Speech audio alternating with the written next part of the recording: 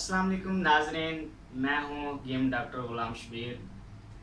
آج میں آپ کو ڈرائی کف یعنی خشک کھانسی کے بارے میں طبی ٹپس پیش کروں گا۔ بعض لوگوں کو خشک کھانسی کی شکایت ہوتی ہے جو کہ عرصہ دراز تک دور نہیں ہوتی۔ اگر تو یہ کھانسی کی وجہ سے کسی اندرونی عضو کی ورم ہے تو اس کا مکمل علاج کروائیے، اور اگر وقتی طور پر تکلیف ہے تو اس ٹپ سے انشاءاللہ دور ہو جائے گی۔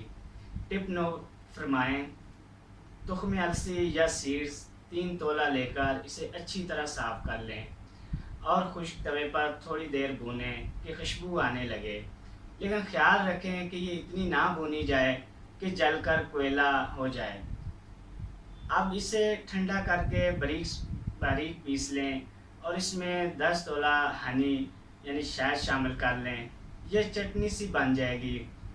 دن میں 4-5 مرتبہ یہ چٹنی استعمال کریں، خشک کھانسی سے انشاءاللہ نجات مل جائے گی۔